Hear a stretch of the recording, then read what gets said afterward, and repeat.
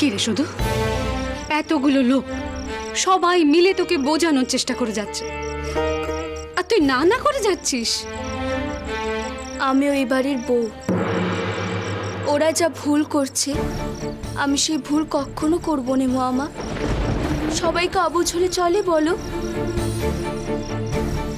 দেখো মামা, আমি এর আগে যা ভুল করেছি সেটা আমি না বুঝে করেছি, কিন্তু এর থেকেও বড় ভুল হবে এই পালা। আমি এই পালা জীবনও জেনে বুঝে করবো না। শঙ্কর তোর স্বামী, সে তো তোকে ও বাড়িতে ফেরানোর জন্য এইসব চেষ্টা করছে। সে পুরুষ মানুষ, সে কি সংসারে সবকিছু বোঝে? দাদাই তো আমাকে বলেছিল নপুত্রের সমস্ত ভুল শুধরে দিতে, তাহলে তো আমাকে বারণ করতেই হয়। আমি যদি মনে করি যে এই কাজটা ভুল হচ্ছে, তাহলে সেটা কেন আমি করব? বেশ, কিন্তু তুই আমাকে একটা কথা কর, ও বাড়িতে ফেরার তোর আর কোনো রাস্তা আছে?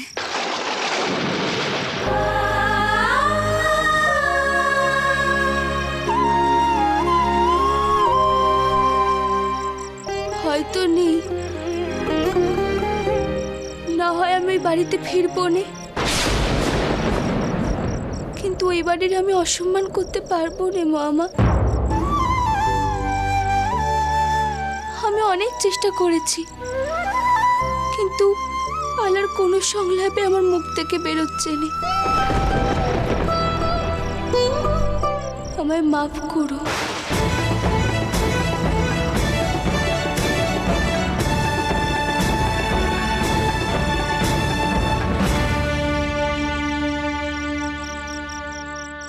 ওরে সুখ টানেতে মন মজেছে আমারও, ওরে সুখ টানেতে মন মজেছে আমারও।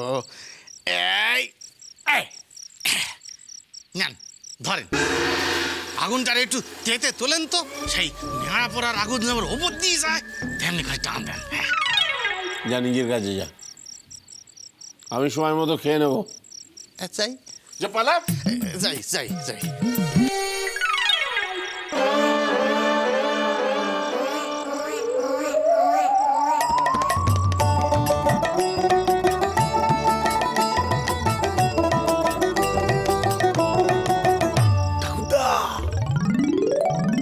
তাড়াতাড়ি আসুন, আগুন নিভে যাবে। আচ্ছা, আমি কি এমন করেছি যে আমার উপরে এত রাগ করেছেন আপনি? আপনিও কি ভালো আছেন বলুন? আসুন না ঠাকুরদা। নব,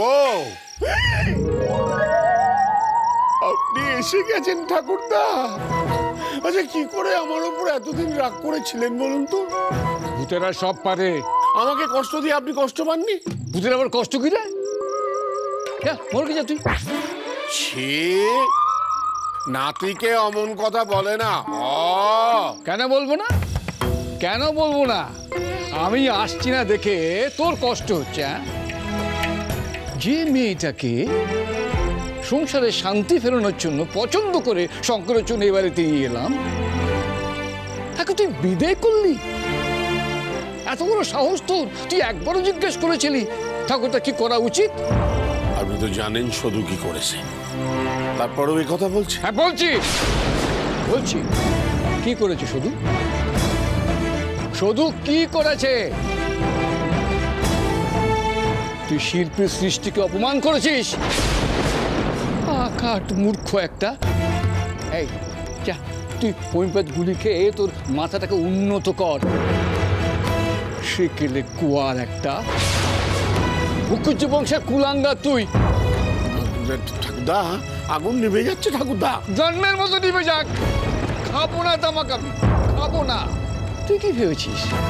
তুই কি ভেবেছিস যে কল্যাণী মুখুজ্জে ঘুষ খেয়ে অন্যায়কে প্রশ্রয় দেবে? শোন, তামাকের অভাব নেই আমার। যতদিন না মোড়ে ভূত হচ্ছিস, ততদিন মানুষের মতো ব্যবহার করতে শেখ।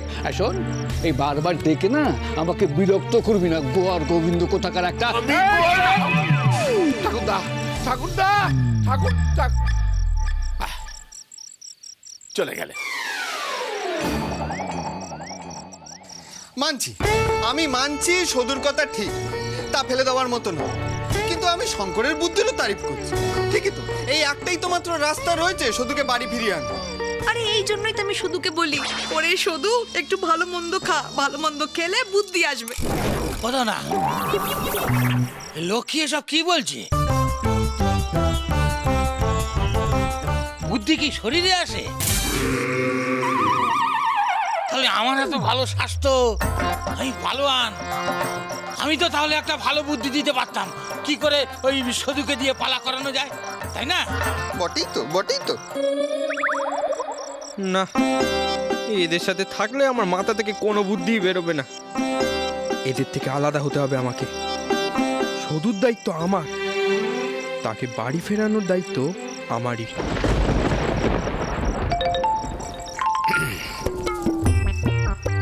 বড়দা, হ্যাঁ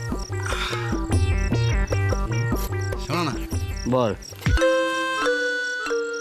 বলছি এই আমাদের জামাই বাবা জীবন, এই জামাই বাবা জীবনকে মানে জামাই আদরটা করি কি করে বলো তো?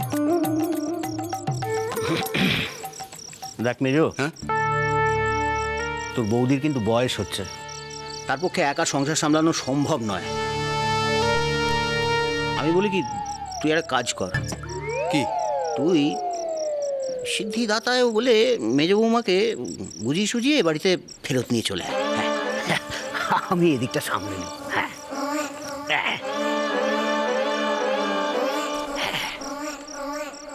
বড় বউ, ও বড় গিন্নি, এখন চা করতে পারবো না। আহা, সিদ্ধিদাতায়ও চা খেয়েছে। আমি একটা অন্য কথা বলছিলাম যে, দেখো বড়বাবু, এতদিন তো তুমি এই সংসার সামলেছো, তাই না? তুমি জানো এই বাড়িতে কে কেমন। আজ বাড়িতে জামাইটা এসছে, অথচ দেখো এখনো হাঁড়ি চললো না। সংসারটা তো তোমাকেই সামলাতে হবে বড়বাবু, হ্যাঁ তাই না?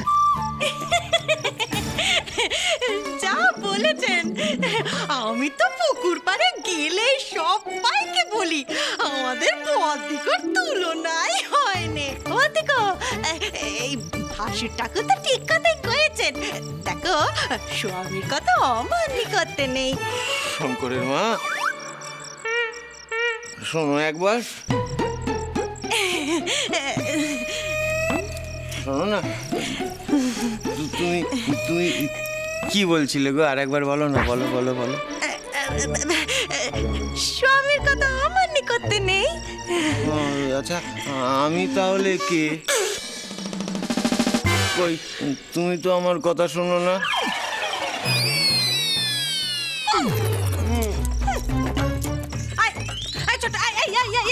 দেখলে দেখলে ছোট কাণ্ডখানা দেখলে? এই যে তোমাকে বলছি, খুব তো বড় বড় কথা বলছিলে, সব কিন্তু আমি তুলবাই বলে রাখলো। এই যে মেজটা উঠবো বৌঠান, আর বউটান, শোনো, আজকের মতন কাজটা আমি করে দিচ্ছি, কিন্তু রোজ রোজ আমি পারবো না। তোমরা প্রত্যেকে শুনে রাখো, ওই ছোট যদি সংসারের কাজে হাত না দেয়, কাল থেকে সকল অনর্থের জন্য তৈরি থাকো।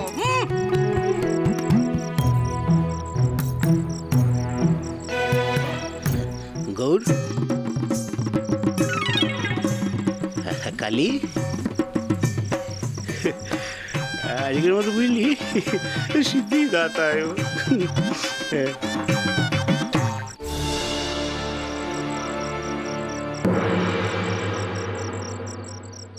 সদু,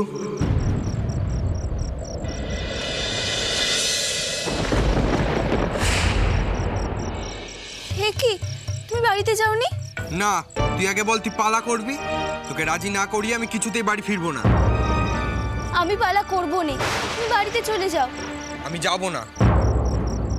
বেশ, তাহলে তুমি এখানেই বসে থাকো।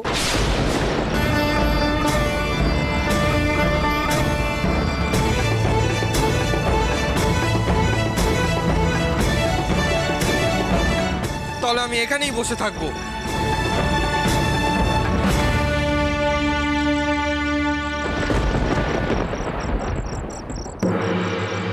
এই পালা দেখলে মুখুজ্জি পরিবারের কোন্দল 5 গায়ের লোক জেনে যাবে, পরিবারের মান থাকবে না, তাই আমি করতে পারবো না। আমায় জোর করো না, বাড়িতে ফেরার জন্য বাড়ির সম্মান নিয়ে আমি লোক আসতে পারবো না গো।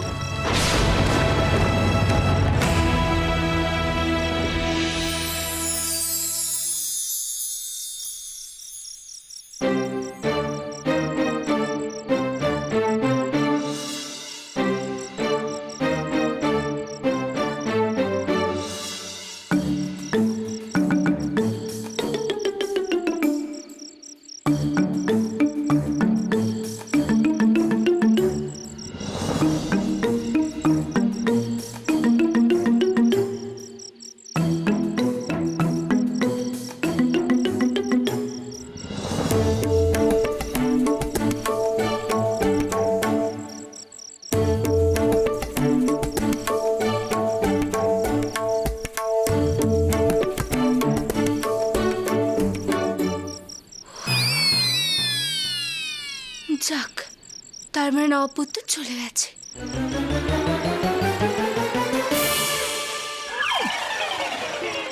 তুমি চুপ, একদম চুপ। কি ভেবেছিস কি নিজেকে, যে সবাই ভুল আর তুই একমাত্র ঠিক? দাদু কি বলে তুই শুনিসনি? যে অন্যায় করে সে যেমন অপরাধী, আর যে অন্যায় সহ্য করে সেও সমান অপরাধী। তুই কেন অন্যের অপরাধ সহ্য করে নিজে অপরাধী হচ্ছিস? তাহলে এখন আমি কি করব? পালা করবি তুই। রামকৃষ্ণ কি বলেন? ও বাবা, সেসব তো আবার জানিস না। রামকৃষ্ণ বলেন থিয়েটারে লোক শিক্ষে হয়, আমাদেরকে লোককে শেখাতে হবে, যেটা ভুল সেটা বোঝাতে হবে, এছাড়া আর কোনো পথ নেই। তুমি বড়দের মতো আমার শক্ত শক্ত কথা বলছো কি করে? আরে এসব তো আমি আগে থেকেই জানতাম, তোর সাথে ভালো ভাব ছিল না, সেই জন্য এসব কিছু বলিনি, নাহলে তো আবার বলতিস যে আমি জ্ঞান দিচ্ছি। এবার বল তুই পালা করবি কি করবি না? আমি দাদুকে কথা দিয়েছিলাম তুমি পড়াশোনা করে মস্ত মানুষ হবে, সে তো হলোই রে। উল্টা আমি বাড়ির মান নষ্ট করে দাদুকে কষ্ট দিয়েছি। তুমি যদি পরীক্ষায় প্রথম হতে, তাহলে একটা হলেও কথা রাখতে পারতাম দাদুর কাছে। আমি পরীক্ষায় প্রথম হলে তুই যাত্রা করবি, কথা দে। দেখ শুধু, তুই কথা দিলে কিন্তু আমি ঠিক প্রথম হব। এবার সব কিন্তু তোর হাতে।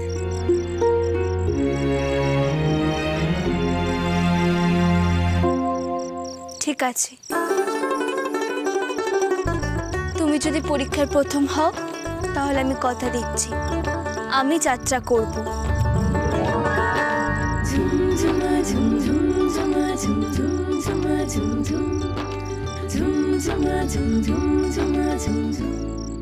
মনটা বড়ই উৎফুল্ল ছিল যাত্রা হবে শুনে। যাত্রার নতুন দল গঠন হলো, পরিকল্পনাও হলো, কিন্তু শেষ রক্ষা হলো না। শুধু রাজি হলো না কিছুতে। এদিকে শঙ্করটা যে কোথায় গেল কে জানে। কোথায় ছিলি তুই? কটা বাজে? নবদা তো সদর দরজা বন্ধ করে দিয়েছিল। আমি তোর জন্য রাত্রিবেলা জেগে বসে আছি। ওদিকে শুধু রাজি হচ্ছে না, সেই দুশ্চিন্তা মনের মধ্যে ঘুরপাক খাচ্ছে, আর এদিকে তুই রাত্রিবেলা বাড়ির বাইরে ঘুরপাক খাচ্ছিস। পর্দাদা তুমি চিন্তা করো না, তুমি যাত্রার প্রস্তুতি শেষ করো, যাত্রা হবে। কি করে হবে? শুধু রাজি না হলে এ পালা কিন্তু করা যাবে না। সৌদামিনী পেল না সংসার, এই গল্পের নায়িকা হিসেবে আমি সধু ছাড়া অন্য কাউকে ভাবতে পারছি না। সধুই করবে অভিনয়। তুই কথা বলেছিস সধুর সাথে? সধু রাজি হয়েছে? আমি তোমাকে কথা দিচ্ছি বদ্দাদা, সধুকে যাত্রা করানোর ভাবনা একমাত্র আমার। তুমি বাকি সব কাজ করো। দেখ ভাই, একবার যাত্রা সম্রাট হয়েছি, তারপর সোজা গিয়ে কাপড়ের দোকানে বসেছি। সেখান থেকে বেরিয়ে আবার স্বপ্ন দেখেছি মঞ্চে উঠে, কিন্তু যেই শুধু বেঁকে বসল, অমনি সব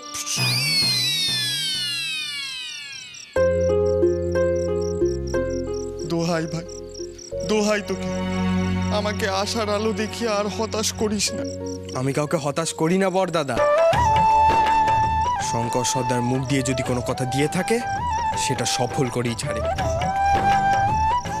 সদুকে দিয়ে আমি যাত্রা করাবোই করাবো। হ্যাঁ, তুই পারবি? পারবি সদুকে রাজি করাতে?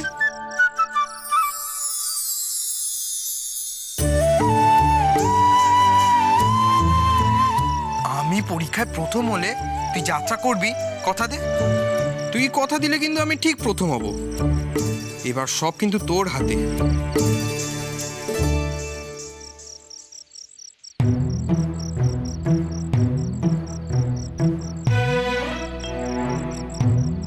শুধু এ কি মামা, তুমি এখনো ঘুমোওনি? কত রাত হয়েছে জানো? কত আর রাত হয়েছে? প্রহরও তো গড়ায়নি। আর তাছাড়া তুই বাইরে জেগে বসে আছিস আর আমি এখানে ঘুমিয়ে পড়বো? শঙ্কর চলে গেছে? হ্যাঁ, গেছে। কি বললো শঙ্কর? ও আমাকে কথা দিয়েছে ও নাকি পরীক্ষায় প্রথম হবে।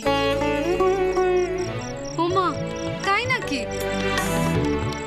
তবে তো শঙ্কর তোর কথা রেখেছে।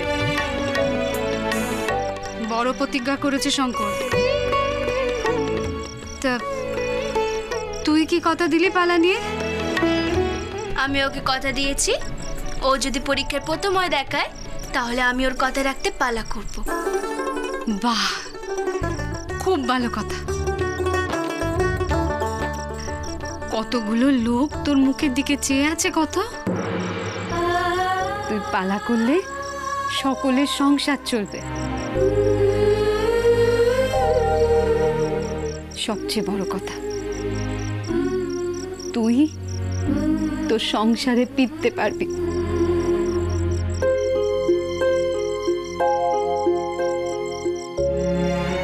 নপুত্র কি লেখাপড়া করে সত্যি প্রথম হতে পারবে?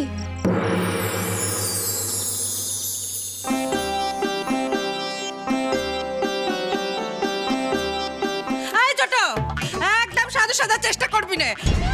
সংসারের কাজকর্ম করতে পারবে না। না না না, আমায় কেটে ফেললেও হেসেলের চৌকাট আমি মারাবো নাই বলে রাখলুম।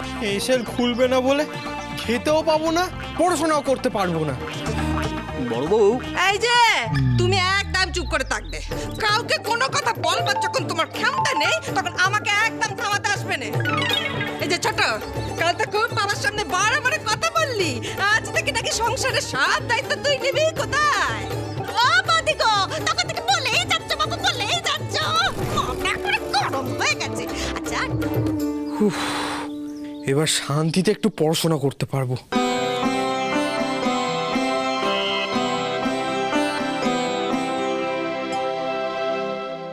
ছোট কুড়ি, আমার মাই বা কেন খেটে খেটে মরবে বলো তো একা একা? কন্দল শুরু হয়ে গেছে। আজকে কি নিয়ে কন্দল? আর বলবেন না বাবা, আমার বউটাও দুদিন ধরে বাড়িতে নেই আর আমার অফিস যাওয়ার ভাতও নেই। বাবা বাবা, কি সুন্দর কথা বললে মেজটা উঠবো। তো তোমার মেজা থাকলে কত ভাত বেড়ে মেখে তোমায় খাইয়ে দিতে আমার জানা আছে। বাবা বাবা, আমার একটা কথা ছিল। দেখুন, ওই ছোট কিন্তু আবার বন্দি করছে যাতে কোনো সংসারের কাজকর্ম করতে না হয়। বাবা বাবা, বিশ্বাস করুন বাবা, আমি এতটুকু ফোন দিয়ে আটছি না বাবা।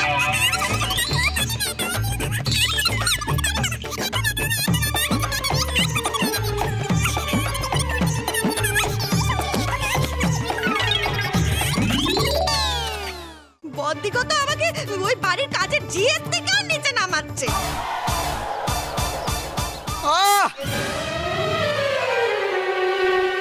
তোমরা কি একটু থামবে?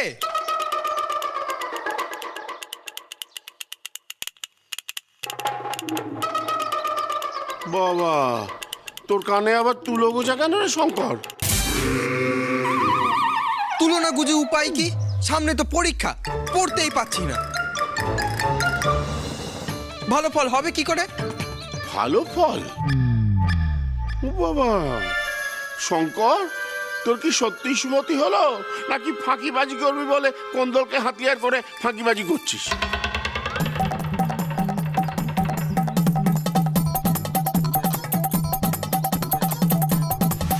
কি হলো?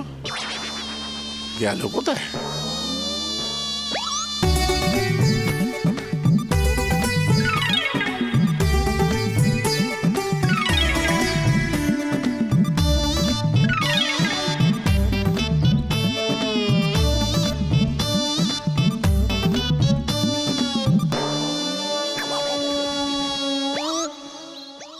আমি যদি এই বাড়িতে পড়াশোনা করতে যাই না, তাহলে আমি পরীক্ষায় একটা নম্বরও পাবো না।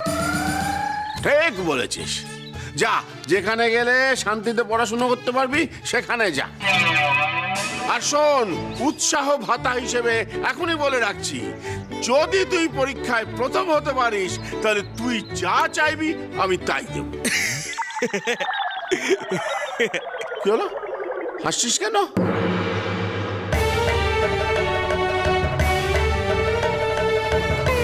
তুমি যদি পরীক্ষার প্রথম হও তাহলে আমি কথা দিচ্ছি আমি যাত্রা করব।